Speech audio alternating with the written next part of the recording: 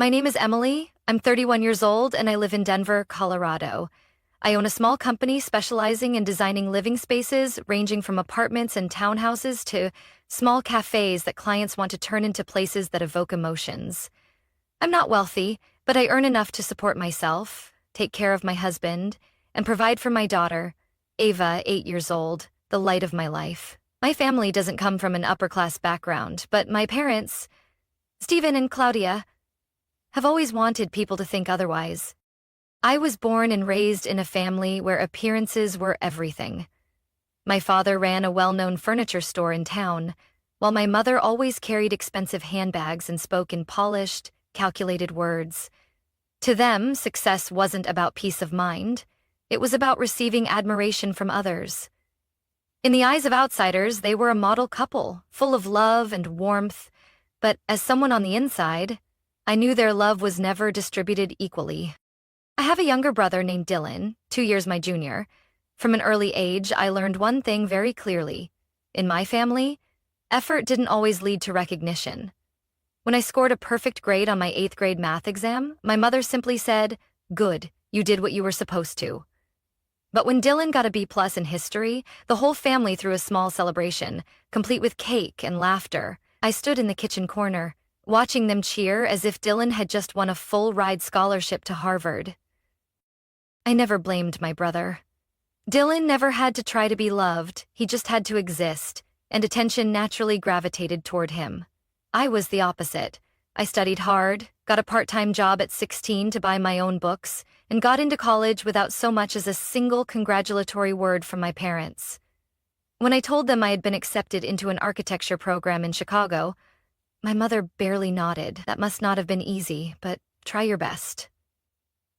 And yet, when Dylan got into a local community college, they threw a farewell party, hired a live band, and flooded social media with the caption, "So proud of our beloved son." I learned to stand on my own at a young age. I expected nothing from them, and over time, I stopped feeling hurt. I poured myself into work, building my company from a shared rental office to having my own space. Not big, but mine. I met my husband, Matt, on a March afternoon while surveying a model apartment for a new project.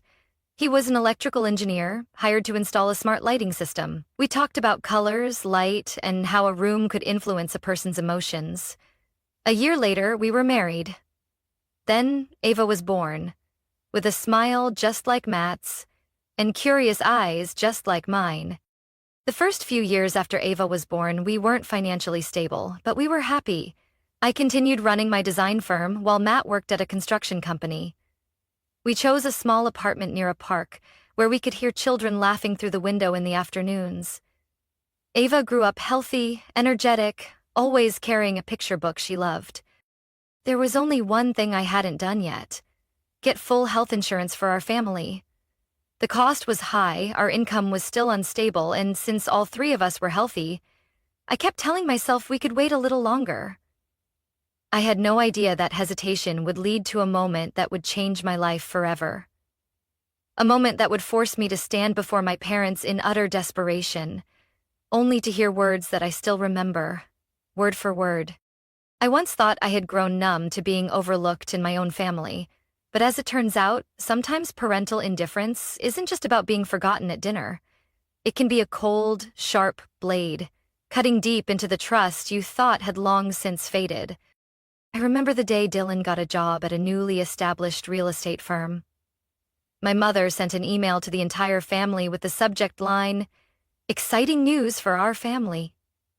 They held a celebration at an upscale Italian restaurant downtown where a single appetizer cost as much as half of Ava's monthly preschool tuition.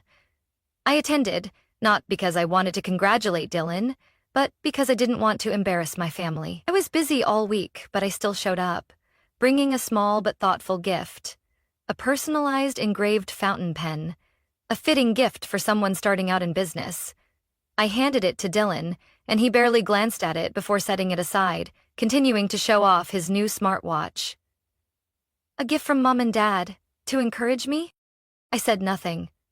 No one had ever given me anything when I opened my first design office. My parents had only said, "Hope you can figure things out when you fail." No words of encouragement, no phone calls to check in. I gradually realized that, to them, Dylan was an image investment, a charming, well-spoken man who knew how to impress a crowd. And me? I was the quiet woman, the realist, not good at socializing, uninterested in empty conversations. In their eyes, I held no performative value. One time, my mother said it outright after I refused to attend a charity gala she was hosting. "You can't keep avoiding society like this. You're the crack in this family's perfect picture." I remember standing there, staring at the expensive pearl necklace she wore, a piece of jewelry she once told me I wasn't worthy of touching. Every Thanksgiving, our family gathered at my parents' suburban mansion in Boulder. The dinner was meticulously planned, the guest list carefully curated. Lawyers, doctors, people with status. I always felt out of place among the echoes of laughter and shallow praise showered on Dylan. I would talk about my work, the projects I was excited about, the designs I was proud of, but no one listened. But when Dylan talked about a failed lease negotiation, everyone rushed to console him, as if his failure was a precious thing to be nurtured. One time, my mother stood in front of me and Ava, smiling sweetly as she said, "Ava is adorable, but she's a bit emotionally distant, probably because she doesn't spend enough time with her grandparents." I clenched my daughter's hand at that moment, my heart tightening painfully. Ava heard everything, and that night she asked me, "Mommy, did I do something wrong? Is that why Grandma does—" I forced a smile, held her tightly, and thought to myself, if anyone was wrong, it was me, for bringing her into that house full of pretense. I tried to keep my distance, but Matt always encouraged me to give it one more chance, to mend the family bond. He never truly understood how I felt. To him, I was too sensitive, too difficult to connect with, while my parents were just old-fashioned and had high expectations for their children. I didn't blame Matt. He didn't know what it was like growing up in my house. He didn't know the feeling of waiting for a compliment after a perfect test score only to receive a dismissive nod. He had never been endlessly compared to someone else. Never seen his mother's disappointed look when he chose design over law or medicine. I always thought I had grown used to it, but I was wrong. Because when Ava collapsed on the floor, her breath weak and her face pale, when I rushed her to the hospital, trembling as the doctor told me she needed emergency surgery, my first thought was my parents. I know it sounds ridiculous. I know they had turned their backs on me so many times, but in that moment, I thought, they're Ava's grandparents. They can't ignore this. Not this time. I didn't know I was about to face one of the cruelest shocks of my life, and this time, it wasn't just me suffering the consequences. It was my little girl, the one I loved more than anything. Ava started coughing in the middle of last autumn, as the cold wind seeped through the cracks of our small apartment. At first, I thought it was just a common cold. She was still playful, still asking for Matt's mac and cheese every night. But then the coughs wouldn't stop. They worsened at night, waking her up, leaving her clutching her chest, gasping for air. We took her to a nearby clinic. The doctor said it was likely mild bronchitis, prescribed medication, and told us to monitor her. But I knew. The worried glance the doctor gave Ava wasn't just casual reassurance. 2 weeks later, Ava started getting exhausted. Each step felt heavier. One afternoon, she was drawing when she suddenly sat down on the rug, whispering, "Mommy, my heart is beating too fast." I held her, feeling her cold skin, my own heart pounding with fear. Matt drove us to the city hospital while I sat in the back seat, holding Ava close, my hands shaking uncontrollably. They ran blood tests, x-rays, and CT scans. We waited in a cold, white room under fluorescent lights that made the air feel heavy with dread. The doctor returned nearly 3 hours later, holding a thick file, his face so serious that I had to grip the armrest to stay steady. "We found an abnormal mass in Ava's left lung," he said carefully, his voice calm but direct. "It's most likely benign, but its location is pressing against her airway. If we don't operate soon, her condition could worsen quickly." A ringing filled my ears. Matt stood frozen beside me, unblinking. I could only manage one question in a voice I barely recognized as my own. Does she need surgery? Right away? The doctor nodded. We recommend proceeding as soon as possible, within the next 3 days, and he looked at us, hesitating slightly.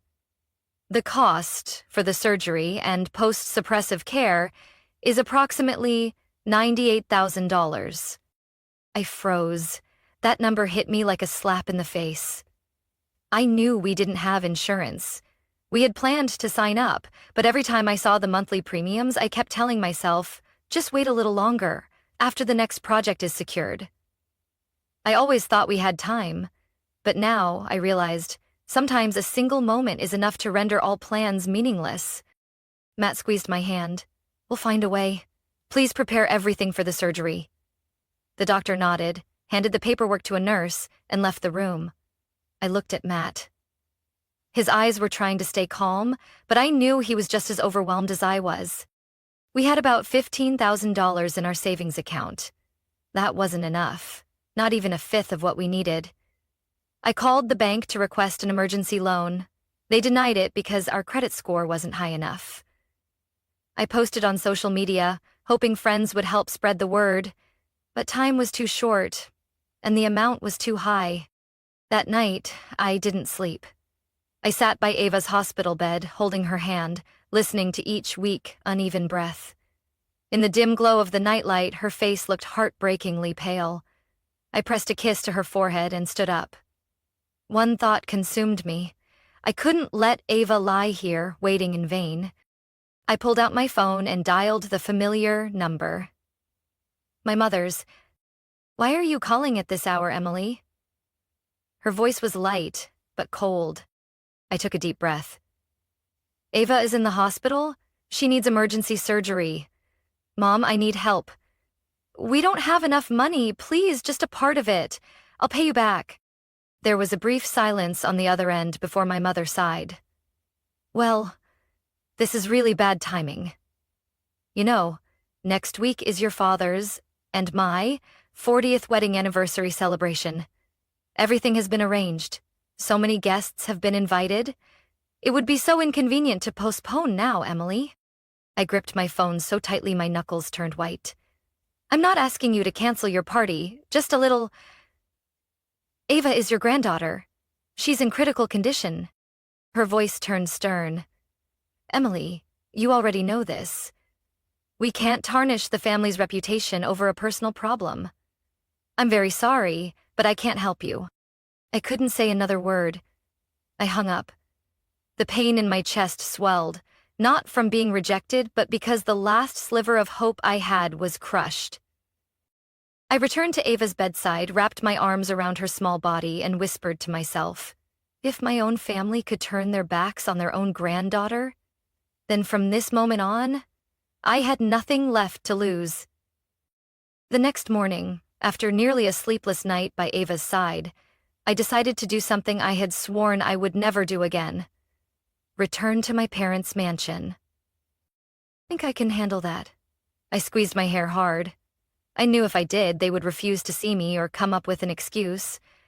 I put on a dark coat, tied my hair back, and stepped into Matt's old car, gripping Ava's medical records tightly. When I arrived, the driveway was packed with cars. Soft music drifted from the backyard, mixed with laughter and the clinking of glasses. The house was lavishly decorated with white flowers, gold ribbons, and sparkling crystal lights. It took me a few seconds to understand today was the rehearsal party for Dylan's engagement to his fiancée Natalie, the daughter of a wealthy real estate tycoon in the area. I stepped into the grand foyer and immediately felt the weight of stares from the elegantly dressed guests. No one offered me a drink or asked where I had come from. Their gazes brushed past me as if I were a misplaced server who had wandered into the wrong section. I spotted my mother across the room, laughing with a group of older guests, a champagne flute in her hand. I walked straight toward her, stopping right in front of her.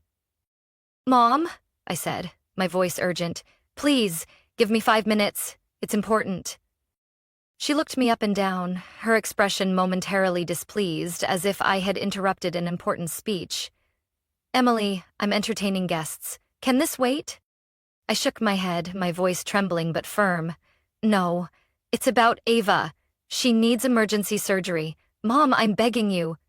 Just help with a portion of the cost. We've already sold everything we can. She hesitated for a brief moment, but then her eyes turned cold. Emily, do you know what today is? This is Dylan's pre-wedding celebration. Everything has been planned for months. Couldn't you have chosen a better time? I swallowed hard, pulled the medical records from my bag and opened them in front of her. Mom, please read this. The doctor said if she doesn't get surgery soon, Ava may not survive. We need $98,000. Mom, she's your granddaughter. The music slowed, and I noticed some people around us had started to listen. A couple standing nearby stepped back. My mother glanced around, then lowered her voice, leaning in. You're embarrassing me, Emily. This is not the place to discuss this. I'm very sorry, but I can't help. The money has already been spent on catering, the wedding dress, the band. Where do you expect me to find nearly $100,000 now? I turned and saw my father. He was standing beside Dylan and a few well-dressed men. As I walked toward them, my father frowned. Emily, what's going on? Did you come here to cause a scene? No, I came to ask for your help, I said directly. Ava needs surgery. I just need a portion of the cost. Please, Dad. She's your granddaughter. Dylan let out a quiet chuckle, his voice light as air but sharp as a blade. Are you serious? Because you didn't plan ahead, now the whole family has to bear the burden? I'm about to get married, and you expect me to cancel everything? Don't be so selfish. I turned to Dylan, locking eyes with him. For the first time in years, I saw the emptiness behind his confident smile. I'm not asking you. I just hope you still have some conscience left. Dylan shook his head and raised his champagne glass. I'm focused on my future. Everyone has their own problems, Emily. Ava is your daughter, not my responsibility. I turned back to my parents, my voice trembling. I'm not asking for anything for myself. I'm asking to save Ava. She is the blood of this family. If family doesn't stand together in hard times, then is it even a family? My father sighed, then turned away, as if I were nothing more than a passing breeze. Emily, don't embarrass us any further. I stood in the middle of the grand ballroom, surrounded by shimmering lights and people who once called me the good daughter, Dylan's sister, Stephen and Claudia's child. But tonight they only looked at me with unease, pity, or worse, indifference. I nodded, tucked the medical records back into my bag, and walked out of that lavish mansion, the place I once called home. Every step on the stone pathway felt like a blow to my chest. When I got into the car and sat down, my tears finally fell, not from pain, but from the stark realization. To them, an extravagant party was more important than a child's life. I was no longer the Emily who kept trying to earn scraps of love from people who didn't know how to give it. From that moment on, I vowed to do whatever it took to save my daughter. Without ever begging them again, I returned to the hospital with a heavy heart and empty hands. Ava was still lying there, her lips dry, her breathing weak, while I felt as if the weight of the world was crushing my chest. Matt held me tightly as I told him everything. Every rejection, every condescending glance, and the moment I walked out of that mansion like a stranger. He didn't say much, just nodded, then whispered in my ear, "We'll save our daughter. We don't need anyone else." The next morning we took action. Matt put his beloved pickup truck up for sale, the truck we had driven across states on our honeymoon. I listed my work computer, printer, even our living room sofa on classified ads. Someone came to check out our furniture and asked, "Moving to a new place?" I just smiled, too exhausted to explain. We managed to gather nearly $29,000 in 3 days. It wasn't a small amount, but we were still far from our goal. I started calling every old friend I could think of. Some didn't answer, some hesitated, but there were also those I would never forget. Anna, My college friend, now a music teacher, sent $500 with a message. I know this isn't much, but it's my entire savings for this month. Ava will make it through. I read her message and tears streamed down my face. Travis, a young employee who had only been at my company for 4 months, walked into my office at noon. He placed an envelope on my desk. I have $320. I was going to buy a new laptop this morning, but I think Ava needs it more. I couldn't say a word. I just hugged him tightly. We received small contributions from friends, neighbors, even people I had only met once in my life. People who weren't bound to me by blood, who owed me nothing, yet still reached out to help. Even so, we were still nearly $40,000 short. I started considering taking out high-interest loans despite knowing the risks. I couldn't sleep, my heart constantly racing as if it were about to burst. And then, one evening, as I sat in Ava's hospital room, Matt's parents, Carol and Henry, came to visit. They lived in a small home in the southern suburbs of Denver, a house they had cherished for nearly 30 years. They weren't wealthy, just hardworking people. I expected nothing more than a hug and words of comfort.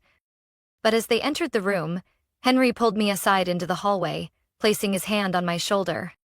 "Emily," he said, his voice deep and unwavering.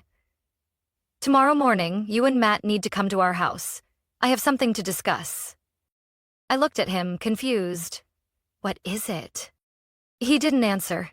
He just patted my shoulder, then glanced toward Ava's hospital bed, where she lay with a scarf wrapped around her head, an IV still in her tiny hand, and said, "Our granddaughter can't wait any longer." The next morning, Matt and I went to their house. It felt emptier than usual. The living room couch was gone, as were several paintings from the walls.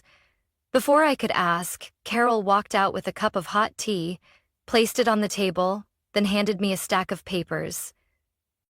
I picked them up and skimmed through them. A property transfer contract. The final line burned into my eyes.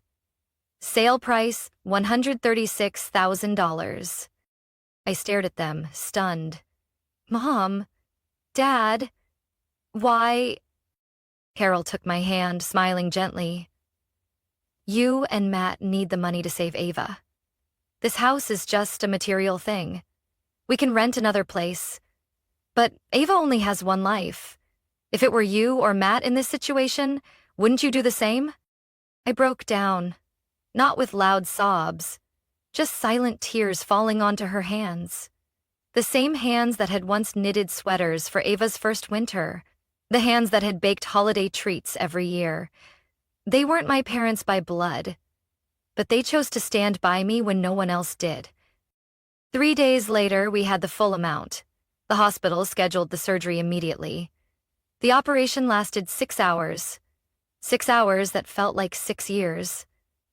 I sat in the waiting room, clutching Ava's beaded necklace, a birthday gift she had made for me, with the words, "Best mom ever." When the doctor finally walked out, he nodded and gave a small smile.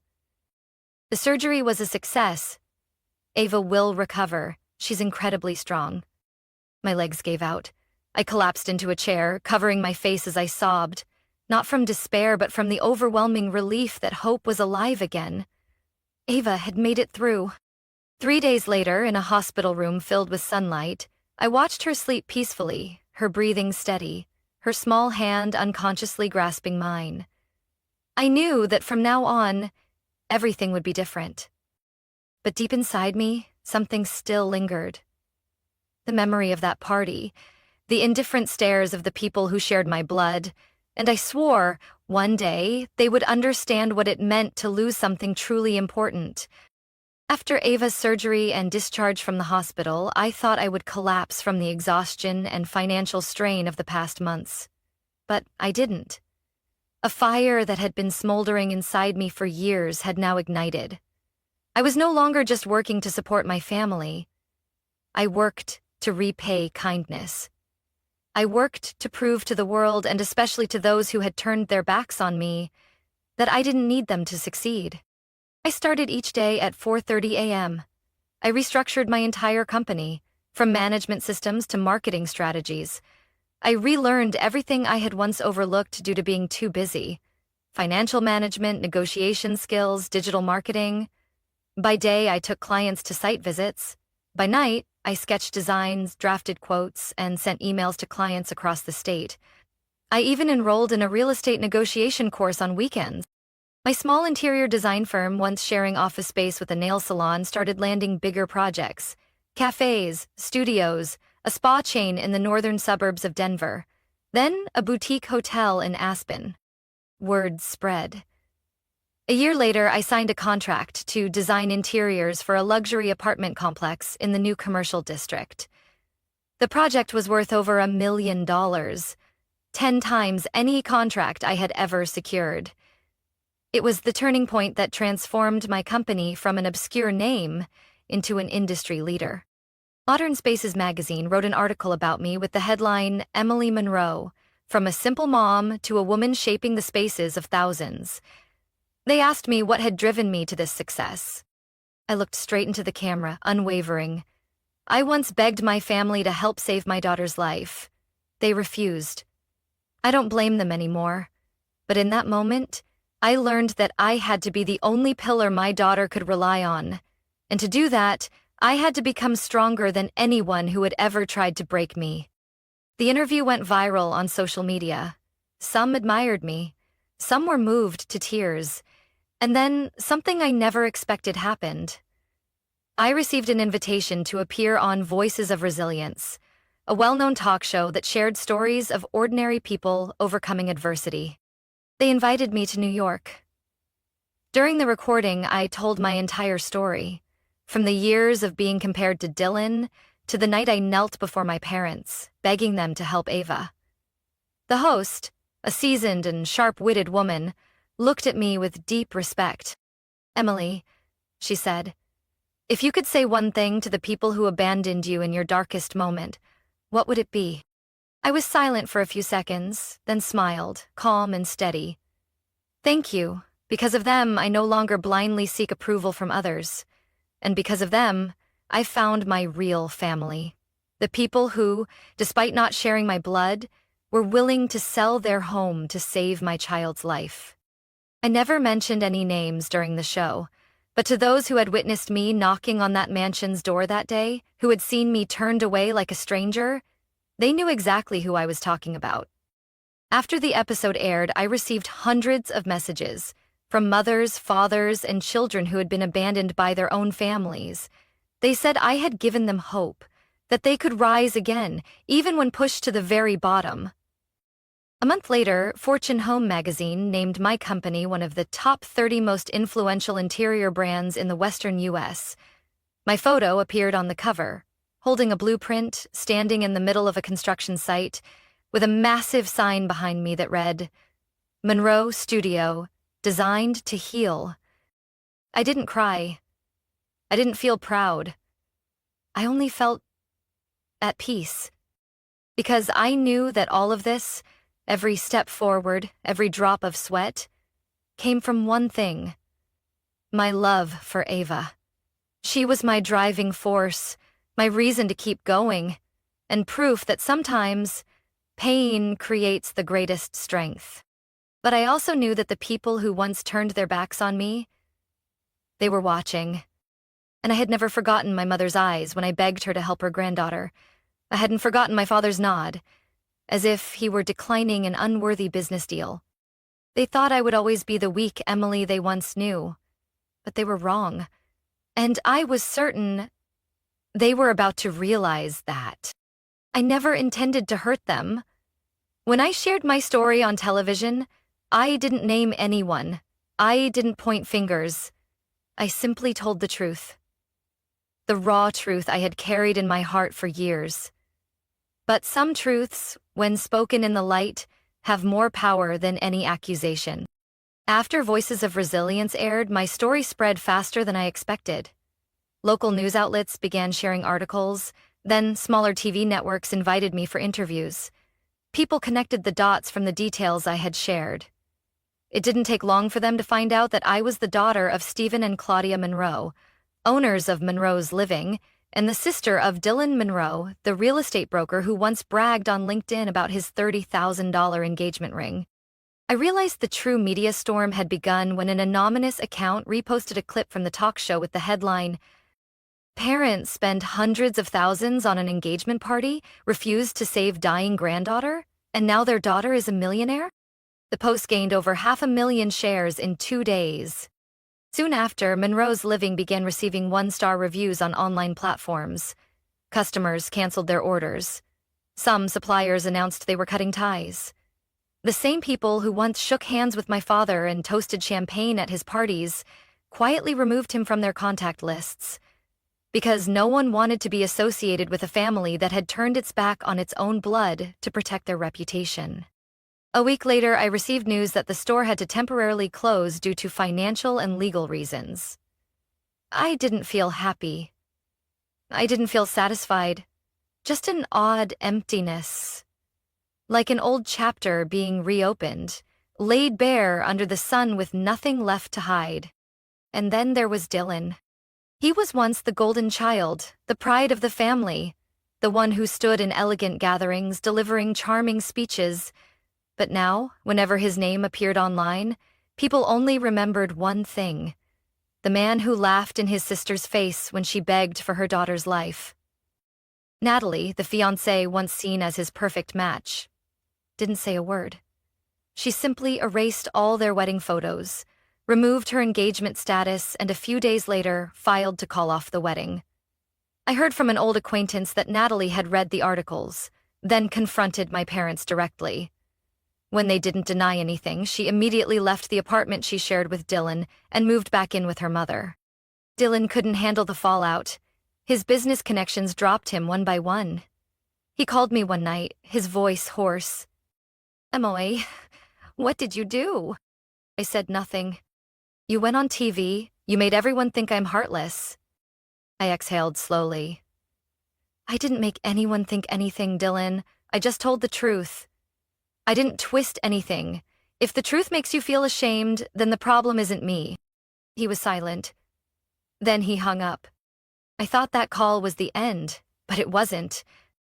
A few weeks later, I received a handwritten letter. From my mother. Pale yellow paper, neat but slightly shaky handwriting, as if her hands were no longer steady. "Emily, we have lost everything. Your father is selling the mansion, Dylan is unemployed, our family name is in ruins. I am not writing to blame you. I am writing because I don't know what else to do. We were wrong, I know that, but please, if you have any mercy left, help us." I read the letter over and over that night. I thought about that mansion, the place where I was turned away in the middle of laughter and expensive wine. I thought about Ava's fragile breaths in that hospital bed. I thought about the aged hands of Matt's parents, the ones who, despite not sharing our blood, had sold their home to save their granddaughter. And I realized, some losses cannot be repaired with money. I folded the letter and tucked it into a drawer. I didn't feel joy at their downfall, but I also no longer held resentment. It was simply that now I had a new family. The ones who showed love through actions, not empty prestige. And I had learned the most important lesson of my life. Not everyone you are born to will walk with you until the end. And a part of me knew this wouldn't be the last time they reached out to me. But next time, I would be the one setting the terms. After everything that happened, I understood something more deeply than ever. No one succeeds alone. No matter how hard I worked, no matter how strong I became, Ava was still alive today not just because of my willpower but because of the kindness of those around me. People who didn't share my blood, yet chose to stand by me when the world turned away. I wrote down the names of every person who had helped me in a notebook, not to keep track of debts, but to remind myself never to forget. When my company started making real profits, I didn't think about luxury cars or mansions. I thought about the people who had given their last dollars without expecting anything in return. I invited Anna, the old friend who had sent me $500, to my company's headquarters. She still drove the same old red car with peeling paint, still wore the same knitted coat she had patched up countless times. I handed her a thick envelope, and when she opened it, her eyes widened. "Emily, this is—" "I know you never asked for anything," I said, smiling, "but I want you to use this to finally start the music school you always dreamed of. You saved my daughter. Now it's my turn to help you rebuild your dream."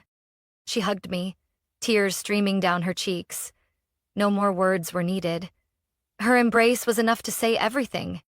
I also visited Travis, the young employee who had once given me his meager savings.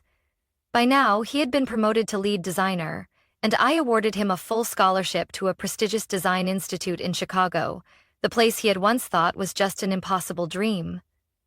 His eyes welled up with tears, but they were filled with determination. I knew, just like me, he would turn his gratitude into something extraordinary. As for my in-laws, Henry and Carol, I owed them a lifetime. I remembered vividly the day they moved out of their old home after selling it to save Ava. They didn't cry, they didn't complain. They simply said, as long as Ava is healthy, anywhere is home. But I never forgot the sight of them holding each other tightly in that tiny rented apartment on the south side of the city, wrapping their old dishes in newspaper. When my company was invited to design interiors for a luxury housing development, I quietly kept track of real estate transactions. After months of negotiations, I bought back their old home, the very house they had once sold to save their granddaughter, from its new owner. I didn't say anything right away. I waited until Carol's birthday. That day, I brought the whole family over and hosted a small celebration. Ava had drawn a giant card with wobbly letters, "I love you, Grandma and Grandpa, because you saved me." After dinner, I handed Carol a small box. She opened it and found an old house key along with a copy of the property deed. Her eyes trembled, her hands shaking. "Emily, what did you do?" she whispered. I simply smiled, placing a hand on her shoulder. "I just wanted you to come back home." Henry stayed silent for a long moment, then gripped my hand tightly, as if trying to say 1,000 words with just that one gesture. A few months later, I made a big decision: to build a new home for our entire family. Not a lavish mansion, but a spacious, warm house with enough room for Ava, Matt, Carol, Henry, and the second child we were expecting. I wanted my children to grow up in a home filled with love, where every meal was accompanied by laughter, not judgmental stares or heavy silence. When Ava heard that her grandparents would be living with us, she jumped up excitedly. "So that means I get to have Grandma's pancakes every morning, right, Mom?" I nodded and hugged her tightly, my heart warming at her innocent words. Our new home sat on the outskirts of the city, overlooking rolling hills that turned white with snow in the winter. Every morning, I woke up to the sound of Ava and Henry chatting in the kitchen, Carol tending to the small garden in the backyard, and Matt flipping through new blueprints in his office. I needed nothing more. I didn't live for revenge, but I lived to remember, and to repay kindness in the fullest way possible. Because I believed that gratitude, given at the right place and the right time, was the most powerful way to heal wounds and open a new chapter. A chapter of true happiness, needing no approval from anyone but my own heart. I had lost one family, but I had found another. And that was the greatest gift life had given me. Life moved forward in a pace I once thought I would never have. Ava was healthy and happy, back in school. Matt managed the company's new branch. Carol and Henry lived with us, bringing a warmth that truly made our house a home. I thought all the old wounds had finally closed.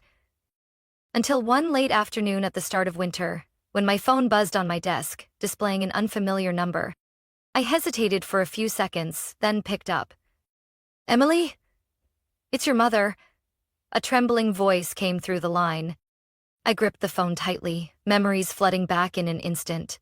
I hadn't heard her voice in nearly 3 years, since the day I walked away from that mansion with a shattered heart.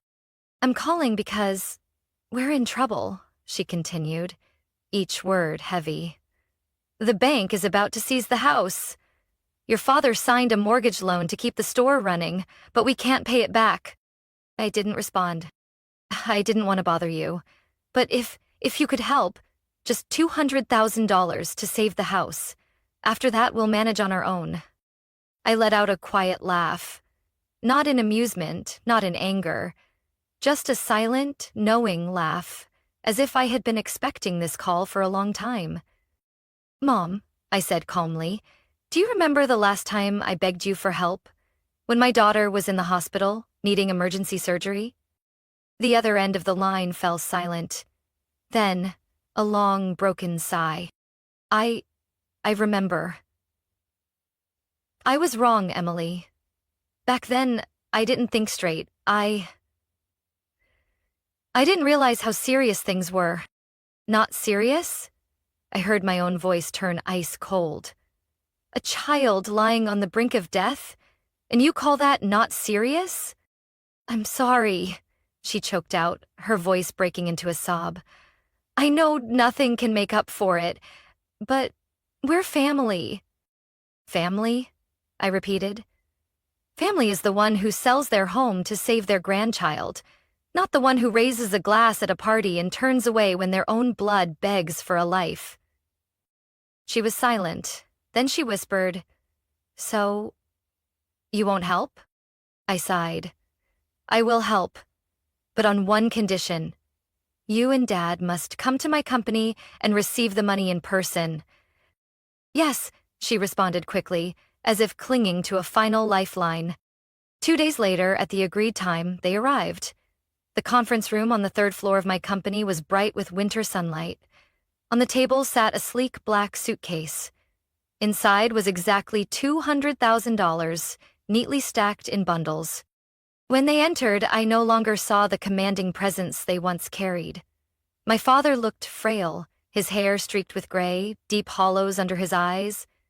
My mother wore an old coat, no longer the elegant woman who once scoffed at my dress for being too plain. They sat across from me, hesitant, unable to find the words. I opened the suitcase and turned it toward them. This is the money you need, I said, not raising my voice but making sure every word was clear. Not because I still have feelings for you, but because I don't want anyone to sleep on the streets, not even the ones who abandoned me. My mother reached out for the suitcase, but I stopped her. Wait, I said, my eyes cold. Before you take this money, I want to say one thing. They both looked up at me. From the moment you walk out of this room, I will no longer consider you my parents. No contact, no visits, no requests. This is the last time I will help. My mother burst into tears. Emily, you can't. I can, I cut her off. And I have to, because I need to protect the people who are truly my family. Matt, Ava, Carol, and Henry. They sacrificed everything for me. And you? What did you do when your granddaughter was dying? No one answered. Just muffled sobs and downcast eyes. I stood up and signaled to my assistant. Please escort our guests out. My father clutched the suitcase as if holding on to the last remnants of his pride. They walked past me without a single word of farewell. As the door shut behind them, I looked down at my hands. Not trembling, not unsteady, just calm, as if the final chapter had been turned. That night, when I told Matt and Carol what had happened, no one criticized me. Matt simply held my hand tightly. You did the right thing. You are stronger than anyone. I nodded. But I knew, deep down, this wasn't a victory. This was just an ending of a bond that had fractured too many times to ever be repaired. I had given, but I had also chosen to keep what was most precious to me, my peace. And sometimes, that's all we need to move forward. After that final meeting at my company, I never heard from my parents again. No calls, no letters, no signs that they wanted to reach out. And strangely, I didn't feel empty or regretful. Maybe because I had truly let go. I once thought that when the time came to say a final goodbye to them, I would feel guilt. But in reality, the only thing I felt was relief. Relief that I no longer had to exhaust myself proving my worth to people who had never truly loved me. Relief that I had made my choice. I chose the people who had reached out to save my child, not the ones who turned away to save face. I didn't hold resentment, but I didn't forgive either. Forgiveness to me isn't forgetting. It's refusing to let the past dictate my present.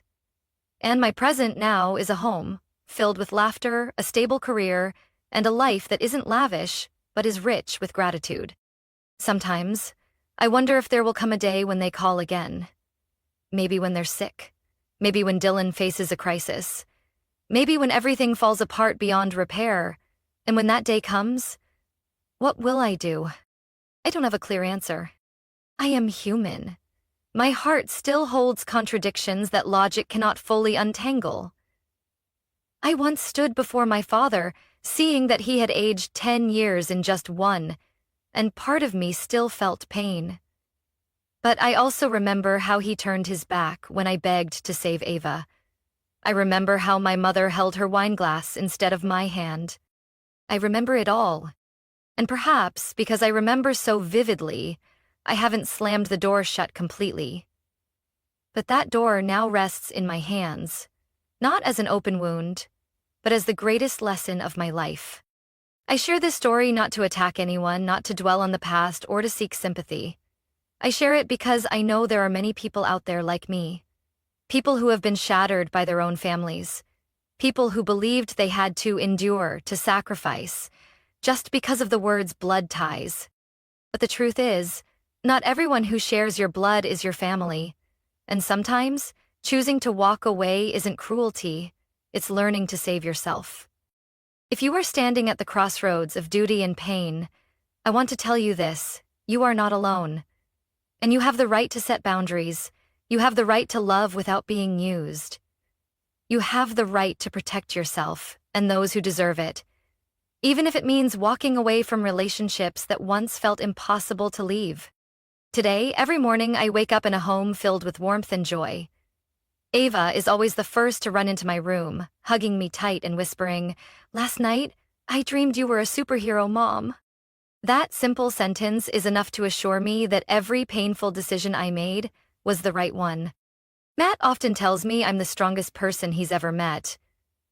I'm not sure if I'm strong, but I know I am someone who has learned how to stand up. Not just for myself, but for the family I rebuilt from nothing, but my 2 hands, and a heart that never stopped hoping. If you've read this far, I want to ask you something. If one day the people who hurt you come back, asking for help, what would you do?